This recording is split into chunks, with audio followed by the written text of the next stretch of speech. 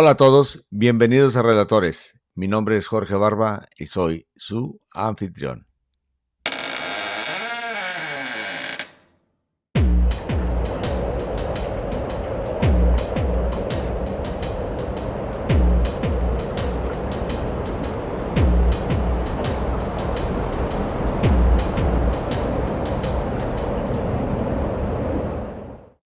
Este sería el episodio número 53.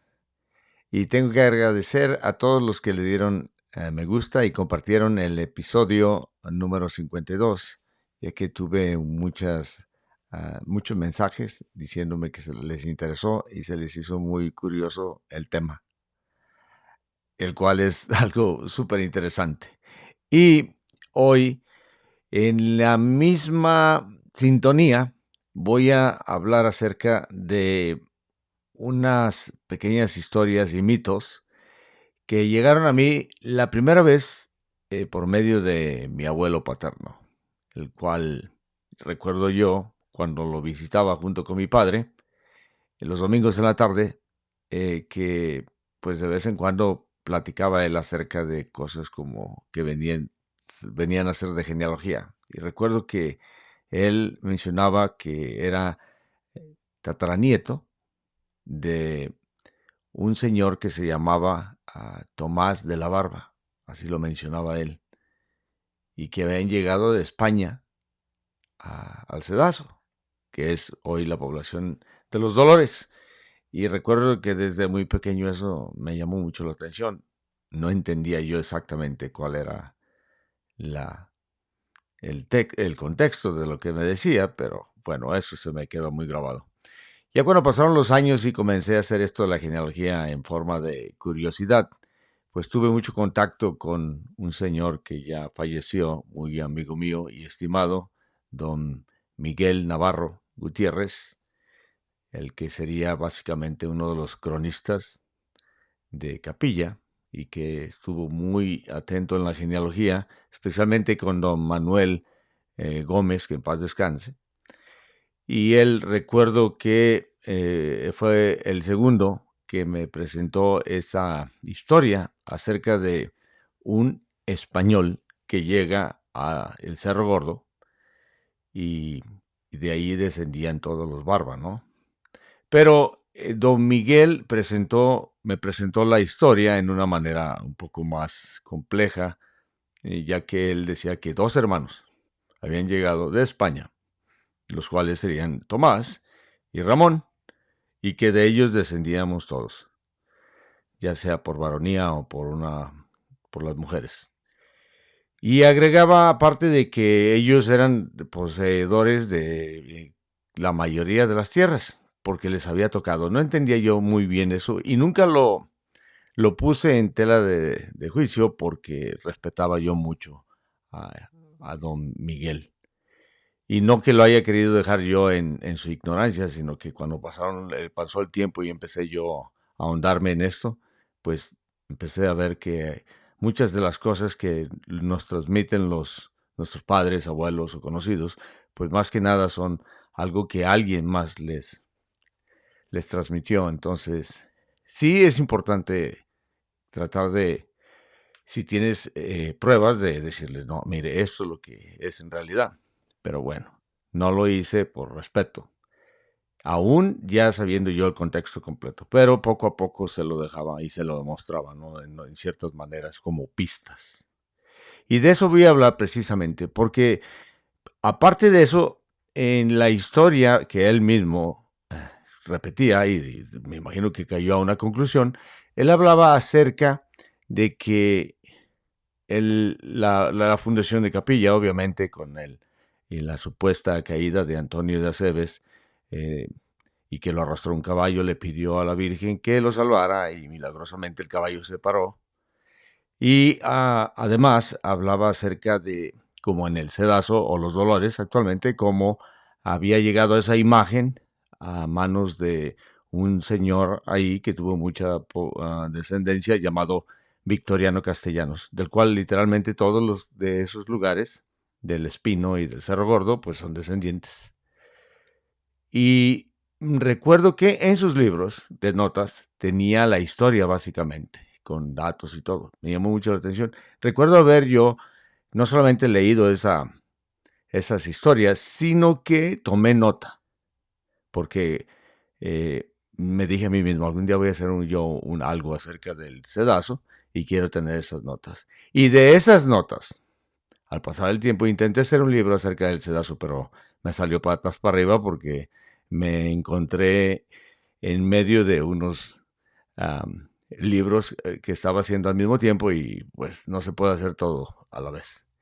Pero con tiempo voy a afilarlo y eso es lo que precisamente he estado haciendo.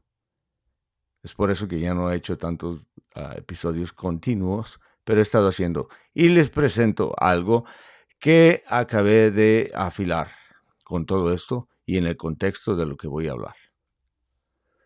Y sería, para empezar esto, que pienso agregar a un libro que quiero hacer sobre estas personas y precisamente el sedazo, ¿no?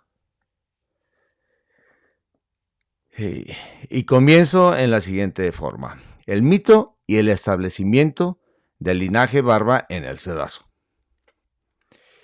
En los Altos de Jalisco, obviamente esto está en proceso todavía de afilarlo, pero más o menos quiero tener esta forma de prosa.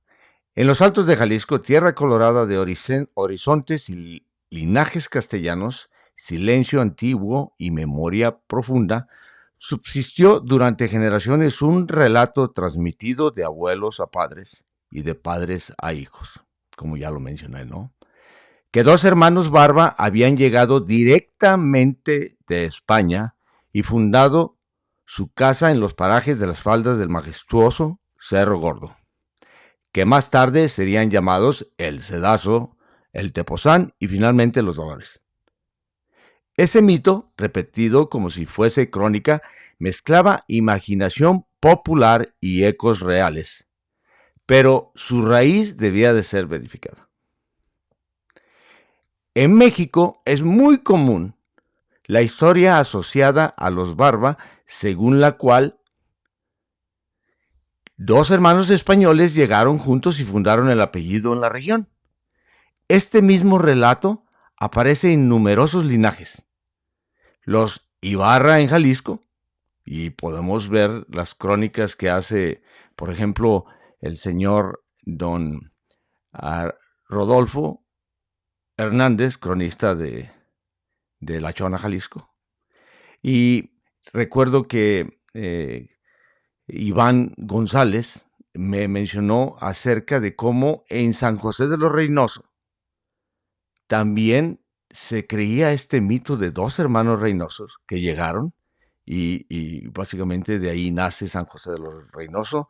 Aparte he escuchado hablar acerca de que en Sonora también unos que, obviamente a los que serían del linaje de los González de Hermosillo, los Romero en Michoacán, hay los del norte de México, los Treviño, los Montebayor, los Cano en Guanajuato, los Murillo en Aguascalientes, entre otros, aunque casi nunca cuentan con el respaldo documental. La tradición funciona como un mito de origen que simplifica la memoria familiar y otorga prestigio al afirmar un comienzo claro. Obviamente, que llegan directamente de España, no se avecinan en otros lugares, que haría súper difícil localizarlo, ¿no? Español y noble.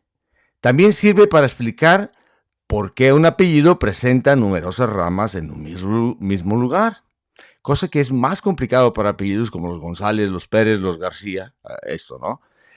Aunque en todos los linajes llegó un momento en que había esclavos que llevaban esos apellidos, como ya lo hemos comprobado en otros episodios, indios y hijos bastardos, hijos de padres no conocidos, hijos mismos que se crían en las familias y que no tenían nada que ver.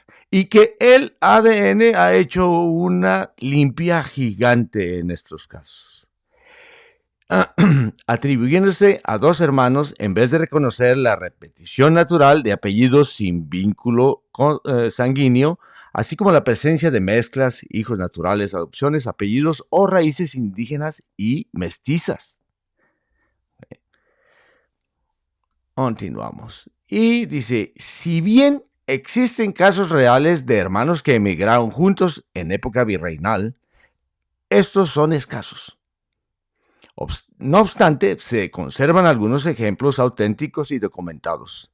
Durante el siglo XVI y XVII aparecen en el Archivo General de Indias varios casos de dos hermanos españoles que viajaron juntos y se establecieron directamente en la Nueva Galicia. Y sería el caso de Miguel y Cristóbal de Oñate, que llegaron junto con Nuño Guzmán. Miguel actuó como factor y Cristóbal como soldado. Ambos reciben mercedes en Guadalajara y en la Nueva Galicia.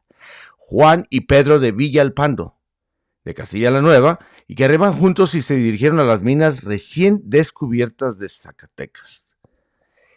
Alonso y Bartolomé de las Terrazas, registrados como hermanos en pasajeros a Indias y se avecinan a Guadalajara y son propietarios de tierras. Juan y Miguel de Rentería, ¿no? Y Juan básicamente es el progenitor del linaje de los Rentería que se uniera después, obviamente, como a los Reynoso, ¿no? Que viajó junto con el hermano y se establecen en Compostela y el otro en los alrededores de Guadalajara, que sería como Juchipila, y primero estuvo en Zacatecas, ¿no? Y Gonzalo y Diego Sánchez de Cepeda, que eventualmente llegan a Santa María de los Lagos y estuvieron también en Guanajuato. Estos 5 casos, pero del siglo XVI y XVII, son auténticos y plenamente documentados, demostrando que sí existieron exactamente hermanos juntos desde España hacia los territorios de la Nueva Galicia. Y de aquí parten tradiciones orales que se repiten y se repiten. Y aquí, como este ejemplo, voy a hacer un espejo de una relación acerca de también en fundaciones y en otras cosas que tienen que ver con esto, que se asemeja, que hace que digas tú, oh, ¿por qué no puede ser algo más normal y simple para no entrar en mitos, se puede decir? El estudio genealógico riguroso demuestra que la tradición, mi opinión, ¿no?, aunque falsa, en su forma literal y llena de folclore, aunque utilizo la palabra folclore y me ha regañado bastantes veces mi estimado amigo Paco Sandoval, se escucha muy elegante a mi nivel. Contiene un núcleo de verdad profunda. Sí llegaron dos hermanos Barba a lo que fue al Cerro Gordo, lo que sería el Cedazo, pero no provenientes de un puerto español, sino del interior de la Nueva Galicia. No como inmigrantes recientes, sino como descendientes del antiguo linaje de los Muñoz de la Barba de San Salvador de Jalostotlán, establecidos desde el siglo XVII en la Nueva Galicia. La entrada de estos hermanos a los puestos de las faldas del Cerro Gordo puede fecharse con precisión, no el día que llegaron, pues, pero de ahí parte, ¿no? En 1783, cuando don José María González Rubio y Cuellar, vecino principal y capitán de la Santa Hermandad y la Real Acordada en el puesto de San José del Cerro Gordo. ¿Por qué ese título de capitán? Porque todo indica que la mayoría de los capitanes que estaban en los puestos pertenecían y estaban enumerados en la Santa Hermandad y la Real Acordada. ¿Cómo deduzco eso? Puesto que encontré, por supuesto, la evidencia de que, digamos, Salvador Manuel Muñoz de la Barba, en el cual hablé en unos capítulos anteriores, él lo manifiesta. Y si él lo hace, lo más probable es que todo haya sido. Y eso explica por qué había puestos y por qué había capitanes y todo lo demás. Viajó al pueblo de Nuestra Señora de San Juan de los Lagos para casar en segundas nupcias con doña Antonia Muñoz de la Barba y Villaseñor. A raíz de este matrimonio, la madre de la novia, viuda para ese entonces, doña Juana Gertrudis Villaseñor Franco de Paredes, y sus hijos menores, porque recuerden que es 1783. Dice, entre ellos Ramón, don José Tomás Muñoz de la Barba y don José María Muñoz de la Barba trasladaron su residencia a la feligresía de San Francisco de Tepatitlán, marcando el inicio del linaje Barba y Villaseñor en esta región de la meseta alteña. Ya había barbas, sí, llegaron otros del mismo linaje, pero en otras ramas, por supuesto. Con el tiempo, los dos hermanos establecieron lazos excepcionales con el capitán González Rubio, con José María. Cada uno se casó con una hija del primer matrimonio del capitán, formando una doble alianza, quizás poco común, dirían algunos, que los convirtió simultáneamente en yernos y cuñados. Esta singularidad confirmó su arraigo. ¿Okay? Ya no se devolvieron, porque muchos sí iban y venían, y de hecho, hijos y nietos de estos después iban a Jalos a casarse o a San Juan de los Lagos, o así, eso no les impedía nada. Esta singularidad confirmó su arraigo en la parte donde reinaba la gran hacienda de San Ignacio Cerro Gordo, la Trasquila, y selló la continuidad genealógica que desemboca en este humilde relator. Así nació la presencia Muñoz de la Barba y Villaseñor en los puestos que llevan el mote Cerro Gordo. ¿Por qué? Porque Santa Ana del Cerro Gordo, Santa Rosalía del Cerro Gordo, San Antonio del Cerro Gordo, San José del Cerro Gordo, obviamente, y todos los demás, por estar en la pertenencia de los linderos del majestuoso Cerro Gordo. Segundo capítulo, o segundo apartado. El año de nuestro Señor Jesucristo de 1805 y la formación territorial de El Cedazo. Ya quedó claro, antes de avanzar, los mitos de estos dos hermanos llegaron y eso no los puedes evitar que la gente lo repita. Y gente que honestamente no es fabulosa, o sea, que crea fábulas o que tú digas gente y súper ignorante. No, simple y sencillamente alguien de buena fe te lo comenta y pues lo repites. ¿Sabrá Dios si yo he repetido o si alcancé a repetir yo esa historia? No lo sé. Si lo hice, ay caray, pues de modo. Insisto, no estás exento. En la estructura del territorio, el punto decisivo llegó el 2 de abril de 1805, cuando el esclarecido caballero maestrante de Rodas, don José María González de Castañeda y Medina, aunque sea don José María González, este es de Castañeda y Medina, no confundirlo con el que fue el capitán y que sería mi ancestro, ¿no? Alférez real de Guadalajara y poseedor de la vasta hacienda de San Ignacio Cerro Gordo, la Trasquila, decidió vender varias fracciones de sus dominios a los mismos hombres que se las arrendaban. Estas ventas están documentadas en mi obra Antonio Aceves, Dominus Servus et Humilis, y constituyen la base jurídica de la distribución territorial del Cedazo y del Tepozán. Y que intentamos un día, y ahorita me estoy acordando, hablar mi amigo Saúl Orozco, al cual saludo, y nos fuimos por todos lados menos a hablar de ese tema, pero ojalá me esté oyendo y que sepa que un día de esto le voy a hablar para continuar eso. Qué bueno que me acordé, porque bárbaro. En esta transacción, don Ramón Muñoz de la Barba, mi sexto abuelo, por lado de mi abuela paterna, que desciende de don Ramón Muñoz de la Barba, porque por varonía yo desciendo de su hermano, ¿no? Mi sexto abuelo adquirió tierras en la área conocida como El Cedazo. Área conocida por El Cedazo. Y ahorita vamos a ver por qué. Donde hoy se encuentra la población de Los Dolores. Don José Tomás Muñoz de la Barba, mi quinto abuelo y mi ancestro directo en línea de varón, adquirió las tierras llamadas El Tepozán. Pero adquirió. O sea, aquí ya es compra, no merced. ¿Por qué? Porque las tierras pertenecían a la hacienda. Es totalmente diferente. te devuelves 4 generaciones atrás, don Luis Muñoz de la Barba recibe merced de tierra en Huecos que estaban lindantes a sus tierras de San Antonio del Mezquite, que es muy posible las haya comprado o recibido como dote de su suegro Lázaro Martín del Campo, o simple y sencillamente las adquirió de alguna manera, porque hay mucha laguna de información en eso también. Entonces, ese sí recibió merced de tierras. Estos las adquieren. ¿Qué hay que hablar acerca de esto? Y a través de los episodios anteriores he hablado, y no soy la autoridad, pero Papelito habla, es lo siguiente. Así como había muchos linajes y todos eran iguales, bueno, los que tenían la igualdad para poderse casar y todo eso que ya conocemos, los linajes esclarecidos, no todos tenían tierras propias. La gran mayoría arrendaban las tierras.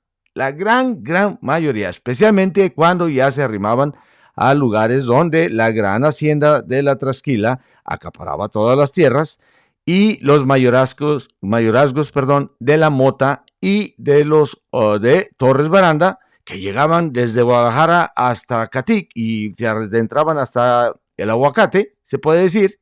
Aparte, encuéntrate las tierras que también pertenecieron a otro lugar. Una persona con muchas tierras que fue Silverio Pérez Camino, se me fue el nombre. Pero bueno, en fin, no todos. Pero cuando alguien ya lograba tener sus tierras, cosa que no eran muy caras, porque si lo ves en la perspectiva siguiente es, un esclavo valía lo que valía una caballería de tierra. Si tenías esclavos, podías tener tierras. Si no tenías esclavos, no podías ni siquiera para comprar tierras, ¿no? ¿Y para qué querías esclavos si no tenías tierras? Una cosa te lleva a la otra. Continúo. Don José Tomás Muñoz de la Barba, mi quinto abuelo y ancestro directo en línea de varón, adquirió las tierras llamadas el Tepozán, aunque las compra a su suegro y posiblemente recibió dote, posiblemente. Después dominadas el Tepozán de los Barba. ¿Okay? Continuamos. ¿Y qué tan distante está el Tepozán del Cedazo? Válgame Dios. Aún, como dicen, a tirapiedras de distancia. Es un guardaganado lo que divide. Estas tierras, como queda dicho, pertenecientes originalmente a la hacienda de la Trasquila, no eran deshabitadas. Ya estaban pobladas por familias salteñas de profundo arraigo entre ellas, y sin contar los que ya obviamente sabemos, con los Ornelas, los Navarro y eso, que estaban por ejemplo, la Tinaja, y los de la Torre, que estaban en los núcleos más centrales, digamos, y pongo de ejemplo, los Muñoz de la Barba, los López de Heredia, los Tello de Orozco, los Hernández Gamiño, los Jiménez de Castro, los Castellanos, los Mojica, que casi compran igualmente las tierras junto con todos estos en 1800 y pico, que les empieza a vender la Trasquila, ¿no? Y los Franco de Paredes, por nombrar algunos. Tenían solares arrendados o heredados.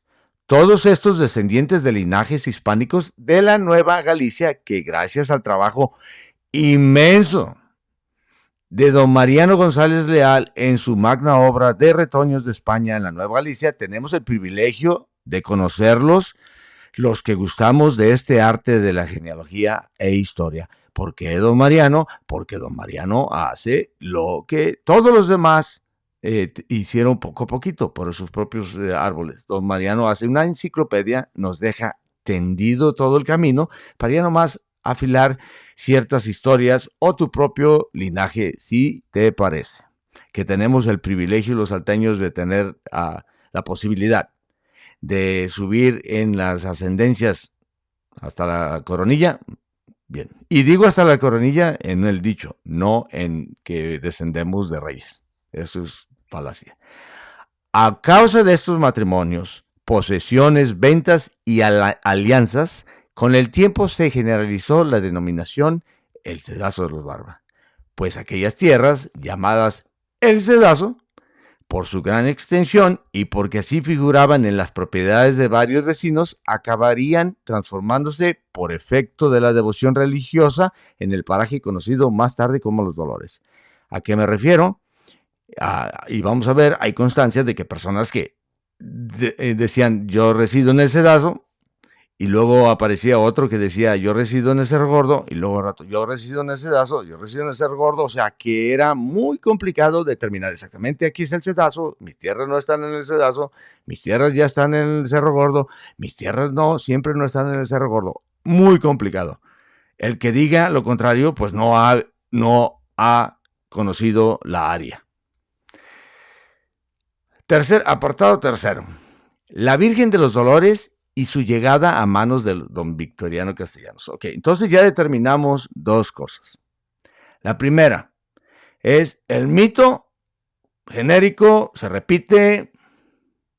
Si te tocó escucharlo y estás viendo eso, pon atención. Si no, existe. Y lo van a repetir, y te lo van a decir, y lo van a asociar a cualquier tipo de linajes y lo que sea. Lo demás, ¿cómo llegan los Barba? Ahí está, pruebas contundentes. ¿Cómo lo sé? Doña Juana Gertrudis de Villaseñor muere en 1799 en el Cedazo, básicamente en San José del Cerro Gordo.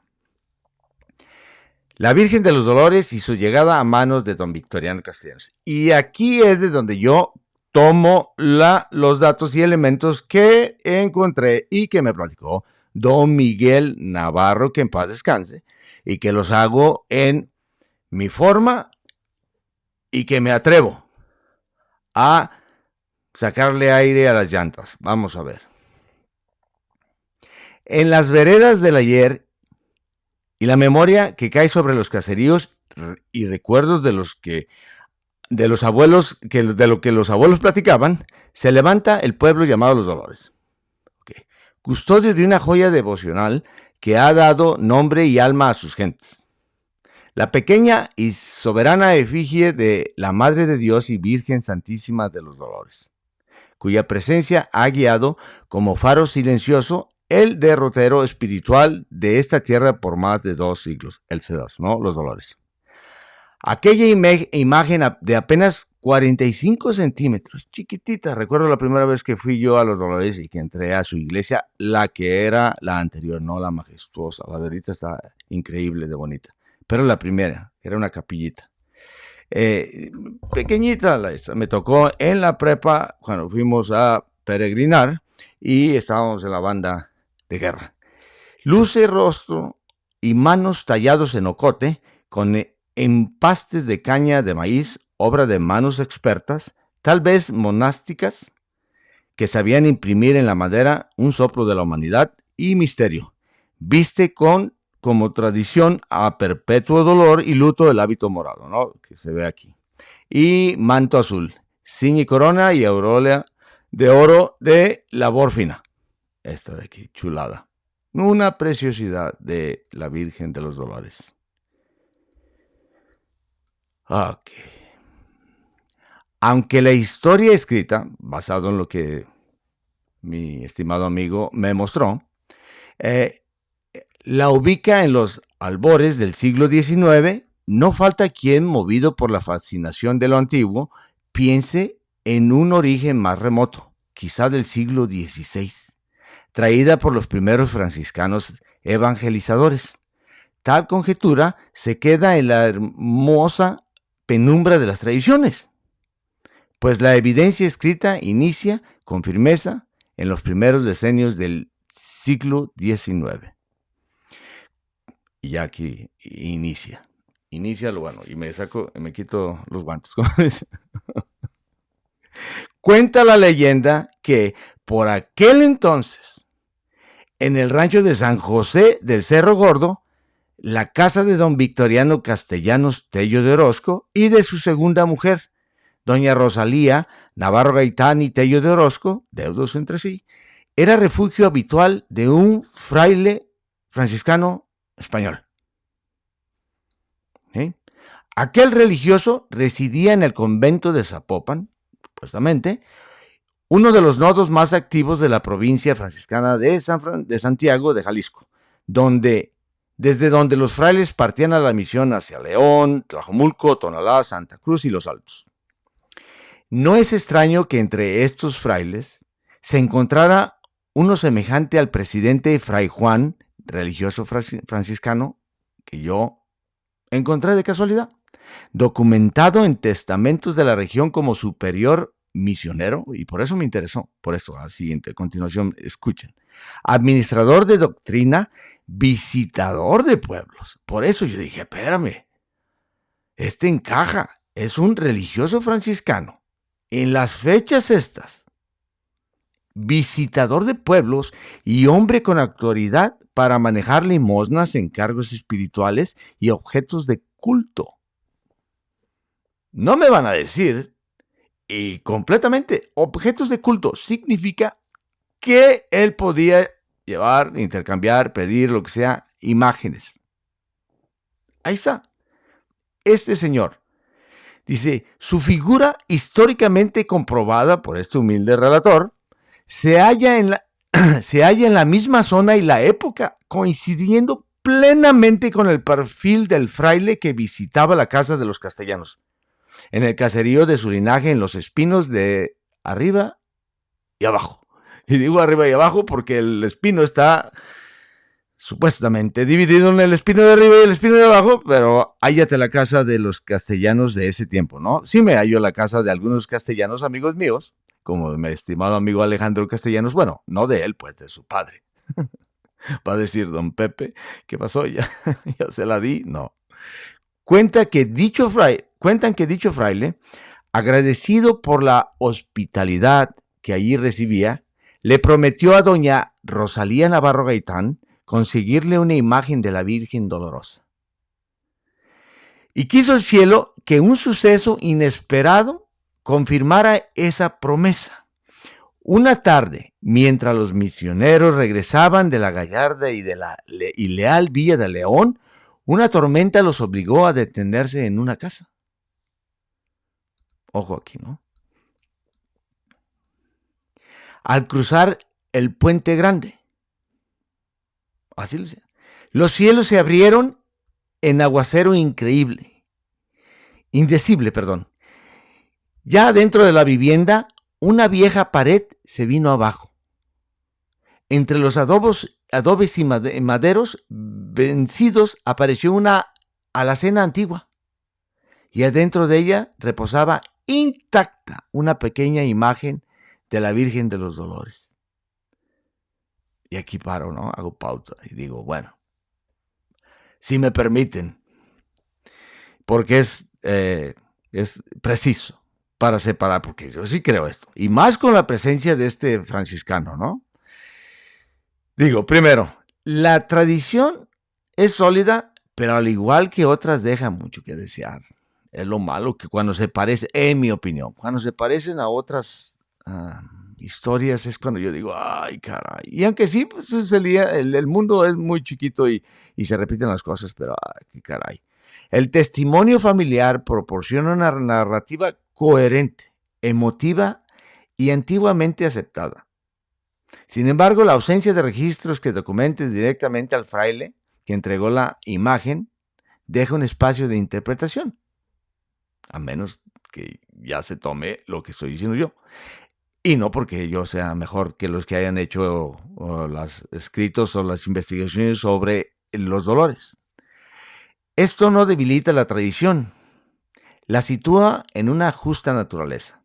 Memoria comunitaria o folclore, al igual que otras tradiciones de las fundaciones de pueblos como el de Capilla de Guadalupe. O sea, no porque esté diciendo yo que tal vez no. No importa que demuestres sin lugar a error lo que quieras demostrarle a las personas.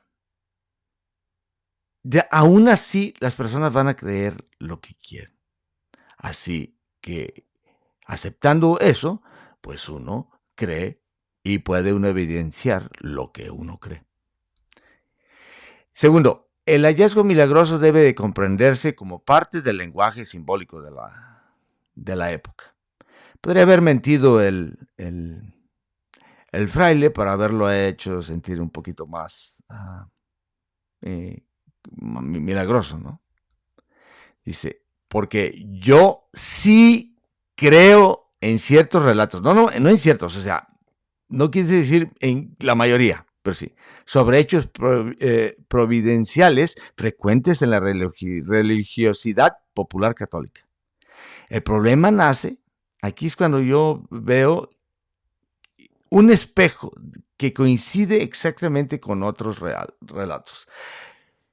Insisto, los milagros son milagros, que creo yo 100%, pero cuando están igual, como por ejemplo, yo decir, alguien se cayó de una escalera, se quebró la pierna y se fue a la luz y rezó y volvió a la luz y ya la tenía la pierna normal. Y dices, wow, un milagro, o sea, creo yo. Después vas a otro pueblo y el mismo caso dices, caramba, qué casualidad, qué casualidad. Y luego vas a otro lugar y lo mismo ya empiezas a decir, espérame, se me hace que ya aquí ya hay un patrón de que se están clavando las anécdotas y las historias, que son buenas, pero por favor, ¿no? Aquí pongo unos ejemplos que me gustan, pero tal vez vayan a ofender a alguien. Y si se ofenden, pues vean que no es mi intención. Dice, cuentan los viejos del Nuevo Mundo de la Barca, en las márgenes del río Lerma, que en tiempos en que aquel pueblo apenas era un caserío de jacales y solares, una creciente del río derribó una antigua barda de adobe cerca al cementerio viejo. Bajo los escombros apareció una pequeña imagen de la Virgen, pintada en tabla y recubierta de tierra endurecida por los años. Los testigos, sorprendidos por el hallazgo, la tomaron como señal divina, pues la creciente había arrastrado con varios corrales y casas. Pero la tabla, ni rota ni despintada, se mantuvo intacta. La llevaron entonces a una humilde capilla donde recibió culto bajo el nombre de Nuestra Señora de la Defensa, porque el pueblo entero sostuvo que la Virgen lo había protegido de una desgracia mayor, evidentemente. Desde aquel día la imagen fue considerada hallada por milagro y su devoción se extendió a ranchos, haciendas vecinas, especialmente entre los arrieros que cruzaban el Lerma. Este relato, más tradición que documento, pero profundamente arraigado, es uno de los tantos ejemplos del occidente mexicano donde una imagen se atribuye a la aparición providencial tras un derrumbe, una avenida de agua o un accidente fortuito. Otros ejemplos. El Cristo de Amacueca, hallado tras un rayo que partió un ahuehuete. La Virgen de Tecaltiche, encontrada por pastores en una cueva tras un derrumbe. Es el santo de Santiago de Juchitlán, descubierto en un tronco abierto por la tormenta. El Señor del Encino de Aguascalientes, revelado en el hueco de un árbol caído. La Virgen del Pueblito, hallada entre piedras sueltas después del temblor. ¿Qué? No estoy diciendo que ninguno de esos no sea verdad. Estoy diciendo que el problema es que ya cuando ya empiezan las similitudes es cuando yo tengo mi poquita objeción. Pero en mi opinión se la pueden pasar por el arco ipso facto. 3. La figura del presidente Fray Juan hace que lo anterior empiece a temblar. ¿Por qué? Porque como sí existió un fraile franciscano de Zapopan que era visitador de pueblos y tenía el poder para poder objetos de culto. O sea, hace, no manches, en mi libro completamente real todo lo demás. Si eso fue real, lo demás puede ser real. Me estoy dando vueltas yo mismo. No, simple y sencillamente separo. Digo, esto es lo que me hace que se me joda poquito la historia y esto hace que renazca. Los documentos donde aparece este fraile franciscano respaldan que sí existían religiosos con ese perfil, movilidad y autoridad, lo que hace verosímil el tipo de misionero que la tradición describe. Aunque no podemos afirmar la identidad exacta, la coincidencia geográfica y cronológica refuerza la plausibilidad del relato. Si algo agrego yo es, me dio mucho gusto haber encontrado yo ese dato porque me hizo ya que así, yes, tengo algo bueno que decir. La sucesión familiar es creíble, aunque compleja, ¿no? Y eso habla, aquí está un poquito adelantado eso, pero habla de lo siguiente, miren. El fraile quedó sobrecogido, vio en ello no casualidad, sino señal divina, ¿no? Que se haya encontrado. Y en su siguiente visita entregó la imagen a doña Rosalía. Aunque la fecha exacta se ha perdido, la genealogía familiar sitúa el suceso hacia 1820. ¿Qué año me encontré yo a este fraile? Precisamente como 1820. Bueno, para ese entonces, doña Rosalía Navarro Gaitán ya había tenido 2 hijas con el nombre de Dolores, una llamada María de los Dolores, María Dolores en 1830 y otra nacida en 1820, bautizada como María Antonia de los Dolores, repitiendo el nombre por gracia y devoción. Me consta que esta acta bautismal del archivo parroquial de Tepatitlán confirma el lugar y el tiempo donde esta veneración echó raíces, completamente. Don Victoriano y su noble mujer, doña Rosalía Navarro, dispusieron, según la tradición oral, que la imagen perteneciera únicamente en su linaje.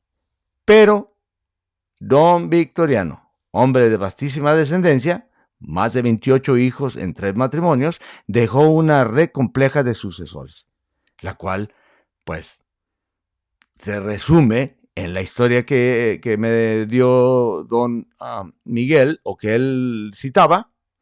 Se dice que tras su muerte, la imagen pasó a manos de su nieta, doña Luisa Orozco Castellanos. ¿Okay? Y aquí dice que no se sabe ni cómo ni cuándo.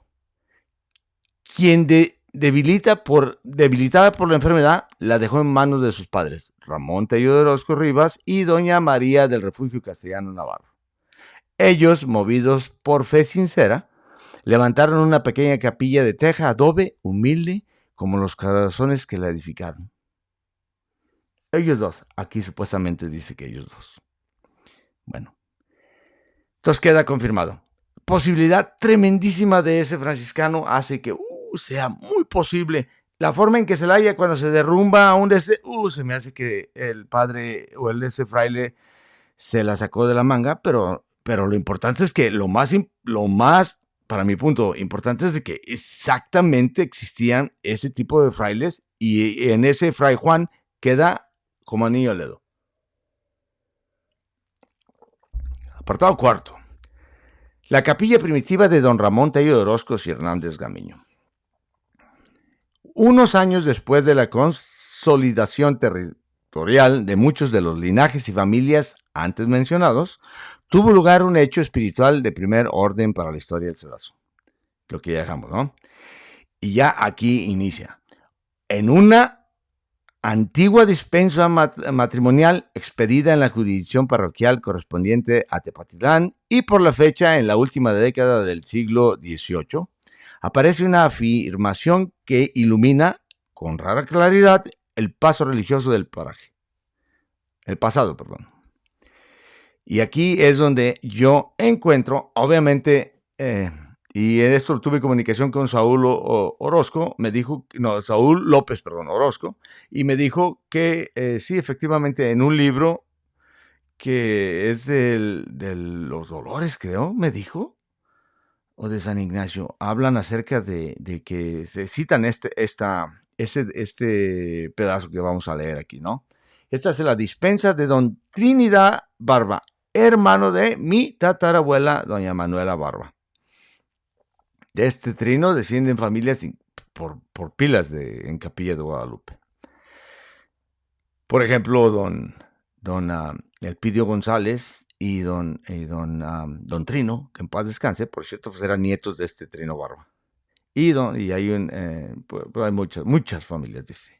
De estado soltero, esto es lo que dice en la dispensa. Y aquí tiene muchos detalles bien interesantes, como todas las dispensas, que se llena uno de emoción leerlas. Don Trinidad Barba, el cual después fue el comisario y fue el delegado en Capilla de Guadalupe. De estado soltero de 19 años de edad, originario y vecino del Cerro Gordo. Ojo con esto, que aquí lo declaran vecino del Cerro Gordo, pero en otras de los hermanos y eso son vecinos del Cedazo. No sé por qué, pero ahorita vamos a ver por qué puede ser la razón. Hijo legítimo de don José María Barba y de doña Juana Orozco, sería doña María San Juana, y don José María Barba Macías, mi quinto abuelo por el lado de mi madre.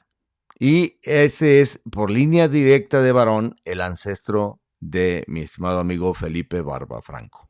Y échenle lápiz con incontables generaciones. Bueno, por ejemplo, por línea directa de varón, el famoso don Andrés Z. Barba, que es el abuelo de Felipe, pues sería su ancestro directo por varón. Que pretende contraer matrimonio con doña Avelina Orozco, célibe de 17 años, originaria y vecina del Cedazo. Cerro Gordo, Cedazo. Feligresía de Arandas, hija legítima de don Ramón Orozco y de doña Rosa Franco. El Cerro Gordo pertenecía a Tepa y aquí el Cedazo pertenecía a Arandas. ¿Ok? Que vive. Y doña Rosa Franco, la segunda mujer de Ramón Orozco, con quien tiene el vínculo de parentesco de consanguinidad en segundo grado, al igual como se ve en la genealogía siguiente. Y la genealogía siguiente yo la ahondé para el contexto y para explicarla un poquito mejor. Y para los que les guste ver esto. Entonces sería Avelina Orozco, hija de Ramón y de Rosa. Don Ramón, hermano de San Juana, mi ancestra, y la madre de Trinidad Barba, ¿no? Bueno, don Ramón, hijo de don José Antonio Tello de Orozco y de doña Juana Rivas. A su vez, hijo de don Ignacio Tello de Orozco y de doña San Juana Hernández Gamiño. Hijo, a su vez, de Juan Tello de Orozco y de doña María Luz Martín del Campo. Hijo, a su vez, de Ignacio Tello de Orozco y de doña María Lomelín. A su vez, de José Tello de Orozco y de Lucía de Zamora o Navarro Gaitán. A su vez, de don José Tello de Orozco y de doña María Ángeles Hernández Gamiño, una vez más. Para no seguirle más arriba, porque ahí hay unas que no podemos corroborar con documentos, pero que sin duda deben de ser de los Tello de Orozco, descendientes del linaje del doctor Jerónimo de Orozco, gobernador de la Nueva Galicia. Y aquí, pues ya, está José María Barba, mi quinto abuelo, hijo de Ramón Muñoz de la Barba y Tomasa Macías, a su vez de José Toribio Muñoz de la Barba y de doña Juana Gertrudis Villaseñor, a su vez de Diego Manuel Muñoz de la Barba y de doña Antonia Gómez Hurtado de Mendoza, a la vez de Luis Muñoz de la Barba y de doña Antonia Martín del Campo, a su vez de don Francisco Muñoz de la Barba, geniarca, y de doña Catalina González de la Reguera, hija de los viejos pobladores y familia principal en San Salvador de Jalostotitlán, Francisco Gutiérrez y doña Catalina González Rubio. Obviamente el linaje Barba, que ahora sí apúrate para saber cuál, ¿no? Y que tenemos nuestras investigaciones hechas. Y he aquí el documento que cito, ¿no? Exactamente, aquí está. Y que vamos a ver el detalle a continuación. Aquí es donde se lee. Buenas costumbres y que ha edificado en su una pequeña capilla donde se le da culto a María Santísima de los Dolores. Pero para que lo vean acá, vamos a ver.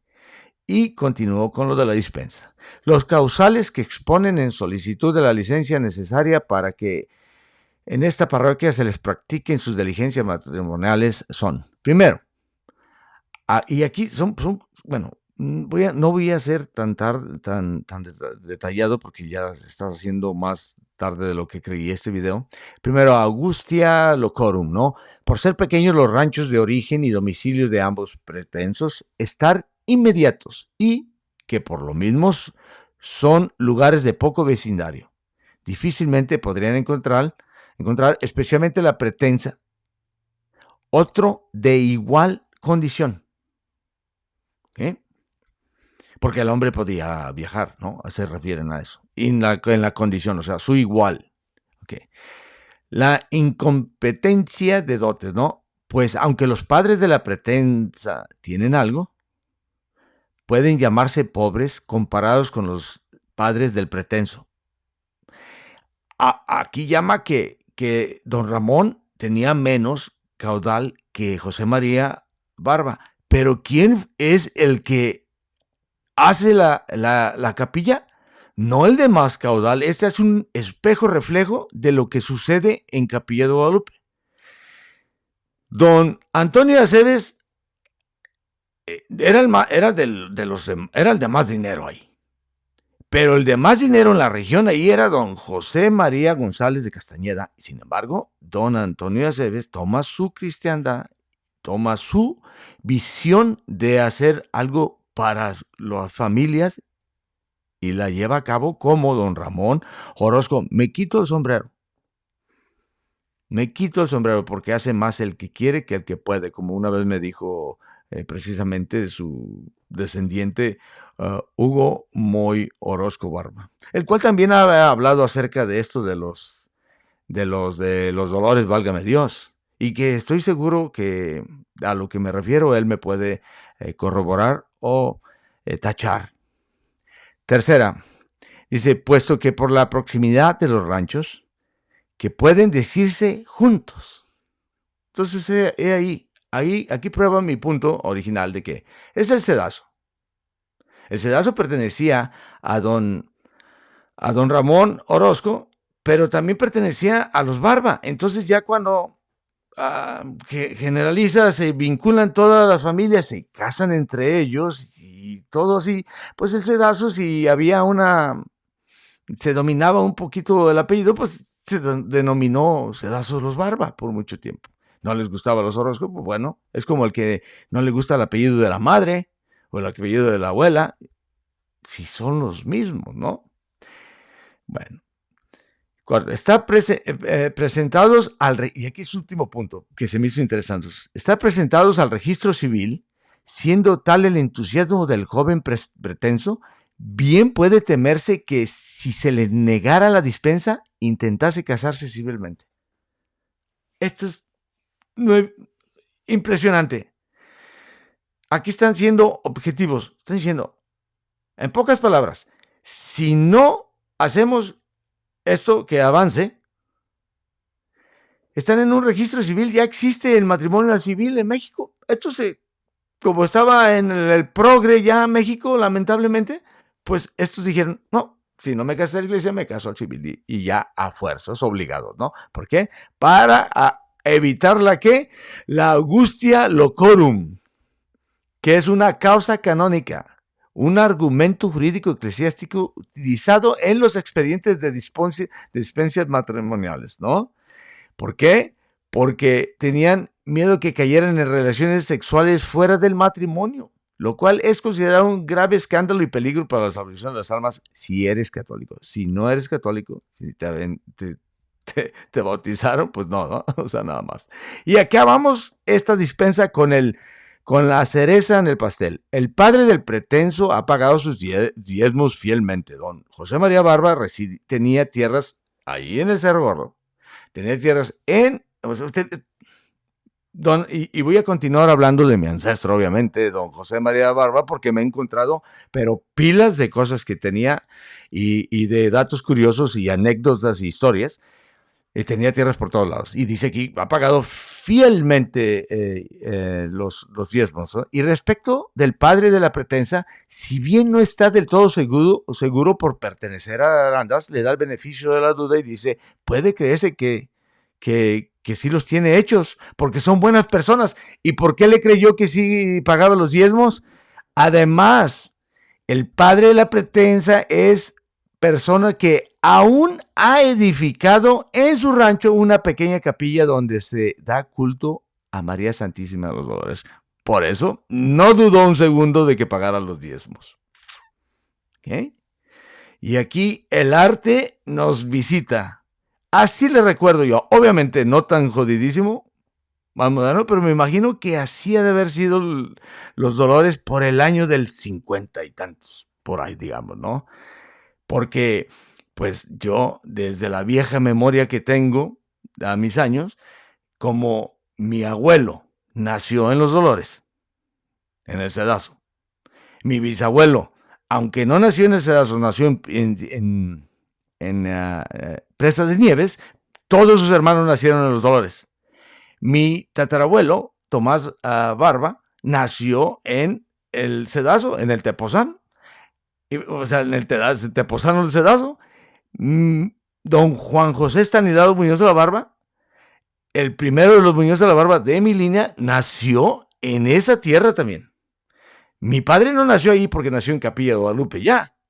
Y pues yo no nací ahí, pero, o sea, yo haya sido un Barba más nacido en este lugar, que tiene 200 años de historia continua. Por eso hago eso. ¿Por qué? Porque, bueno, yo lo tengo que decir. Yo soy Barba y podría haber nacido ahí, pero, bueno, por el lado de mi madre de la Presa de los Gómez. Entonces también se puede argumentar que haya podido haber nacido en la Presa de los Gómez. Bueno, eso es para los que conocen la área, ¿no? Continúo. Don Ramón Orozco y Rivas, miembro del linajazo de los Tello de Orozco, una de las familias salteñas de mayor raíz hidalga, ¿no? Cuyos ramales se extendieron por todo Tepatitlán, Jalos, Arandas y sabrá Dios por más desde finales del siglo XVI. ¿Por qué?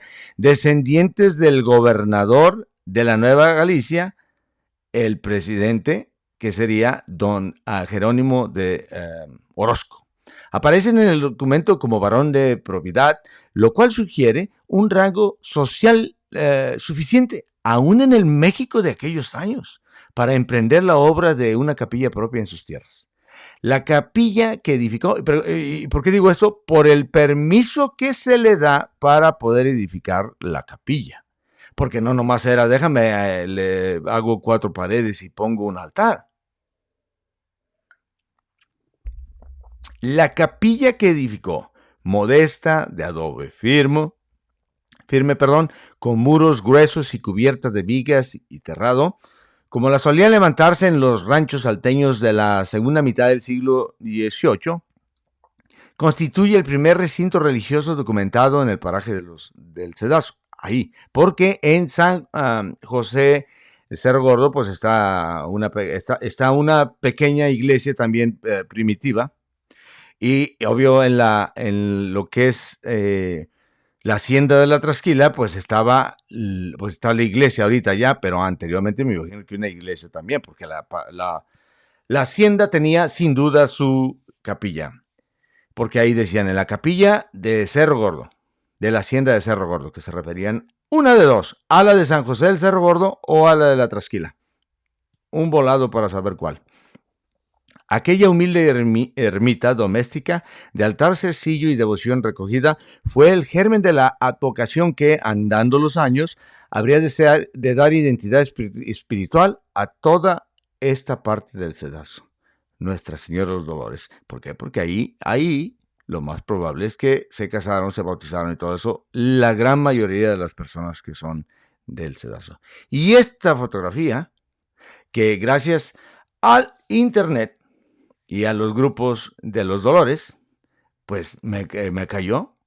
Y por más que quise buscarle yo para darle el honor que se merece al dueño de la fotografía y eso, pues no pude. Pero como quiera que sea, vean nada más que chulada. Aquí se ven en la parte superior 2 buenos hombres trabajándole, y ve nomás. Yo conozco gente que se sube a una silla y se quiere marear, y ve nomás a estos señores. Pero ve nomás qué chulada. Y ahí nada alrededor. Nada. Muy bien. Y damos fin con lo siguiente, ¿no? Todo en la escena respira fundación y promesa. La de la imagen, ¿no? El instante en que el santuario empieza a levantarse en soledad, antes de que existiera un pueblo conjunto, alguno a su alrededor, su aspecto coincide piedra por piedra con las ermitas familiares que los viejos linajes salteños solían erigir como signo de fe, protección y pertenencia territorial. Aquel testimonio, o sea, la dispensa, la capilla y la imagen dolorosa que ya recibía veneración, marca el punto más antiguo, cierto y verificable de la devoción a la Virgen de los Dolores en el Cedazo. Y es allí, en ese pequeño recinto doméstico levantado por la noble obra de don Ramón Tello de Orozcos y de su mujer, bueno, doña Rosa y doña Refugio, donde puede situarse con fundamento y verdad histórica el origen documentado de una población que, Dios mediante, sobrevivirá por los siglos. Fin. Y aquí doy la marca, ¿no?, de relatores. Y con esto llegamos al fin de este episodio que para mí es muy, muy emocionante haberlo hecho. ¿Por qué? Porque, insisto, ¿no?, por los últimos 200 años, casa y solar de los de mi apellido por varonía, los Barba.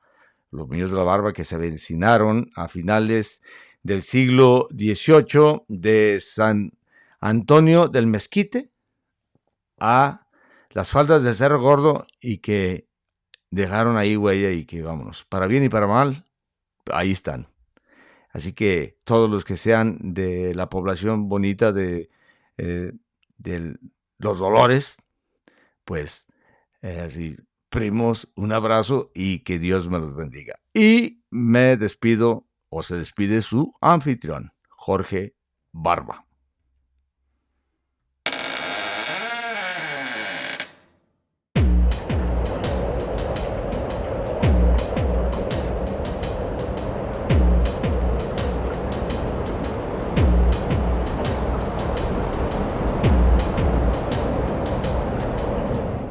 No se les olvide darle me gusta, compartir y nos vemos en el próximo. Y ya nos pueden escuchar por Spotify. Hasta pronto.